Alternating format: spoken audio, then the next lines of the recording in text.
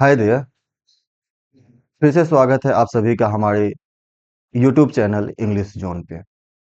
उम्मीद करते हैं आप सभी हमारा पहला वीडियो देखे होंगे और अपने डिक्शनरी में कुछ नए पावरफुल वोकैब्स ऐड किए होंगे। चलिए उसी क्रम को आगे बढ़ाते हुए कुछ नए वर्ड्स हम सीखने की प्रयास करते हैं। आज का जो वर्ड है वो थियरी पे आधारित है। ठीक है ना। थियरी कहने का हमारा संदर्भ है कि हम सभी आप हो, हम हो या समाज का हर एक व्यक्ति किसी न किसी थियरी पे और किसी न किसी प्रिंसिपल पे वो अपनी जीवन व्यतीत करता है। ठीक है ना।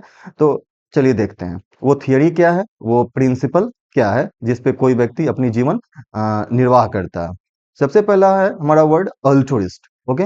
अल्टुरिस्ट जो है वो अपनी इंपॉर्टेंस को और अपनी नीड को क्या करता है, पीछे रखकर दूसरे के नीड को और इंटरेस्ट को इंपॉर्टेंस देता है। ठीक है ना। दूसरे की जो इच्छाएं हैं, दूसरे की जो जरूरत है, उसको पहले पूरा करता है। उसके बाद अपनी इच्छाओं और जरूरतों पे ध्यान देता है। ऐसे व्यक्ति को हिंदी में हम परोपकारी या परहितवादी कहते हैं। ठीक है ना। यहाँ पे ध्यान दीजिएगा, इंपॉर्टेंस किसको देता है, importance to others need. Okay ना। और others need and interest over किसके, ओवर वंस ओन। दूसरा है हमारा इगोइस्ट। इगोइस्ट जो है वो अल्ट्रुइस्ट के डायरेक्ट अपोजिट होता है। ठीक है। इगोइस्ट में हम अपनी इच्छाओं और अपनी जरूरतों पे ध्यान देते हैं, दूसरे की इच्छाओं और जरूरतों का हम महत्व देते ही नहीं हैं। केवल और केवल ये अपने विषय में सोचता है। एक और बात याद रखिए, ईगो जो वर्ड है ना, ईगो ईगो हमारा ये रूट है। ईगो रूट है जिसका मतलब होता है आई। ठीक है ना। यहाँ पे केवल ये आई को ही इंपॉर्टेंस देता है। इगोइस्ट जो होता है केवल आई को इंपॉर्टेंस देता है, यानी मैं को इंपॉर्टेंस देता है। हर चीज में मैं को देखता है कि इसमें मेरा क्या है, उसी चीजों पे वो ध्यान देता है। उसके बाद क्या, अथिस्ट है। अथिस्ट, अथिस्ट क्या होता है, अथिस्ट एक ऐसा व्यक्ति होता है जो भगवान को मानता नहीं है। ये सिर्फ कहता है कि गॉड जो है वो अ फिगमेंट ऑफ द इमेजिनेशन है, मानव की मात्र कल्पना का पज है। ठीक है ना। वो कहता है कि भगवान होते ही नहीं है। ठीक है ना। ये व्यक्ति है हमारा अथिस्ट कहलाता है। इसको हम हिंदी में ईश्वर को न मानने वाला या अनिश्वरवादी कहते हैं। अच्छा, इसी का आप बताएं, जो ईश्वर में विश्वास करता है, जो ईश्वरवादी होता है, उसको क्या कहते हैं, उसको थेस्ट कहते हैं। ठीक है ना। उसको थेस्ट कहते हैं, ईश्वरवादी।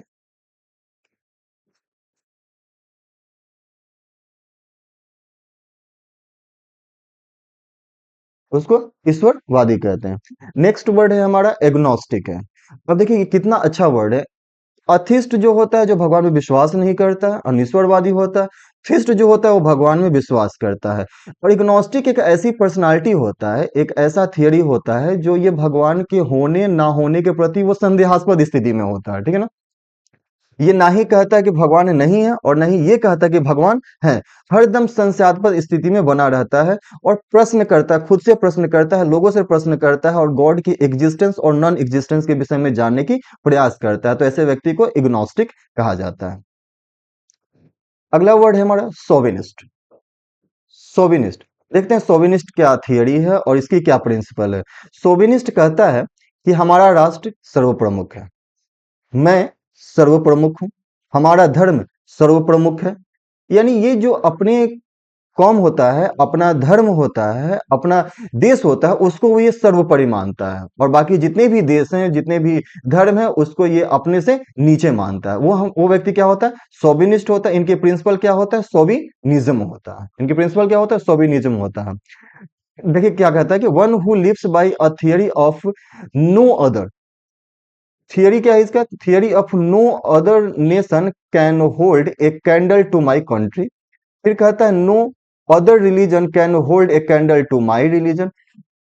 होल्ड ए कैंडल टू, ये हमारा फ्रेज है। ठीक है ना, इडियम से। इसका मतलब होता है इक्वल। यहाँ पे हम लिखिए देते हैं, होल्ड अ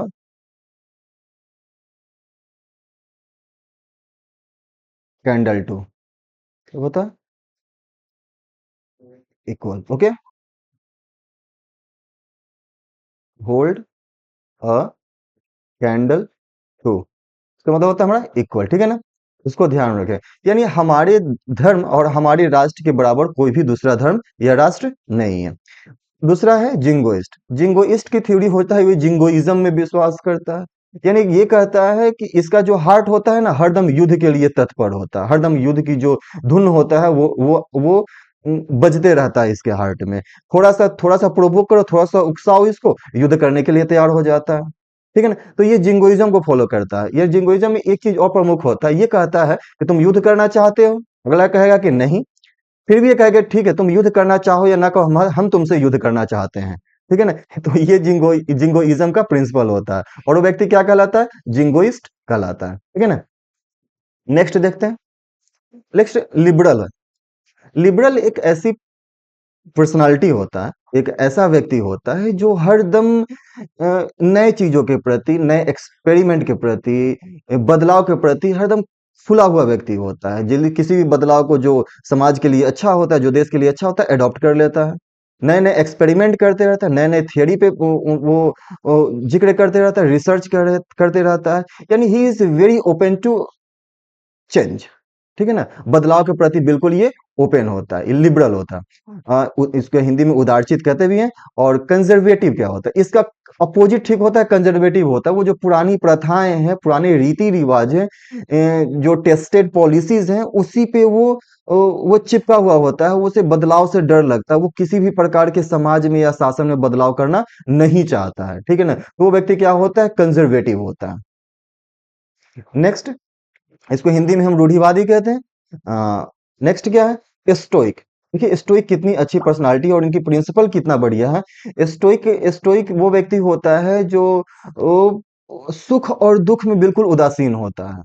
उसे ना ही सुख की चिंता होती है और ना ही दुख में वो परेशान होता है। बिल्कुल वो इक्वल इक्वल दृष्टि से उसे दोनों को देखता है और दोनों में समचित बनाए रखता है। यहाँ पे क्या, shows N apparent indifference to pain and pleasure.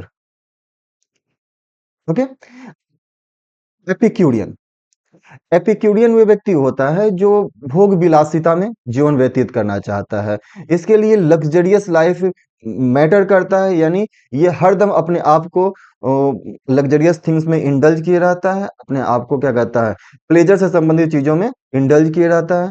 यानी इसको अपने जीवन से मैक्सिमम प्लेजर चाहिए होता है। ठीक है ना? तो ऐसे व्यक्ति को एपिक्यूरियन कहते हैं। नेक्स्ट वर्ड है हमारा फैटलिस्ट। फैटलिस्ट। देखिए, हम में से लगभग 75% पीपल, यानी more than 75% people, if I can say, तो क्या होते हैं? फैटलिस्ट होते हैं। फैटलिस्ट, एक आपने कहा सुनिए, अगर भगवान ने परेशानी दिया होगा तो भगवान ही परेशानी को दूर करेंगे। यानी हर एक परेशानी को, हर एक चीज को हम भगवान पे छोड़ देते हैं। यानी कहते हैं कि every each and everything is pre determined. ठीक है ना? वो जितनी भी चीजें हैं वो सब पहले से निर्धारित, सब पहले से लिखी गई हैं। हम में से किसी का कोई इस पे जोड़ नहीं चल सकता, हम उसको नहीं बदल सकते हैं। ये व्यक्ति फैटलिस्ट होता है, जो समाज के प्रति बहुत ही घातक होता है। ये समाज में किसी प्रकार के विकास को जल्दी से आने नहीं देता है। कर्मठ नहीं होता है, अपने भाग्य को बदलने की कोशिश नहीं करता है ये। ठीक है ना? तो ये व्यक्ति फैटलिस्ट होता है। हम सभी जानते हैं कि हम अपने मेहनत के बल से अपने भाग्य को बदल सकते हैं, लेकिन ये फैटलिस्ट जो होता है वो नहीं कहता है। वो कहता है नहीं, every each and everything is pre determined. ठीक है ना? तो ये भाग्यवादी होता है। तो देखिए फैटलिस्ट। तो इस तरह से हम अपना ये क्लास का अंत करते हैं, और उम्मीद करते हैं आप सभी को ये सारे वर्ड्स समझ में आए होंगे, और आप अपने डिक्शनरी में ये सारे वर्ड्स आसानी से जोड़ पाएंगे। एक बात हम और ये यहाँ पे कहना चाहते हैं कि आप सभी वर्ड्स को पढ़ें और अपने आसपास के लोगों के प्रति, आसपास के सिचुएशंस में, अपने कलीग्स हैं, दोस्त हैं, वस्तुएं हैं, उस पे इन वर्ड से संबंधित क्वालिटी ढूंढिए, गुण ढूंढिए। अगर आपको दिखता है कि इस वर्ड से संबंधित क्वालिटी है उसमें, तो ये वर्ड क्या कीजिए, चिपका दीजिए। लंबे समय तक आपको ये वर्ड याद रहेंगे। ओके, ठीक है। इसी के साथ ये क्लास को अंत करते हैं, मिलते हैं किसी दूसरे क्लास में। Bye, see you.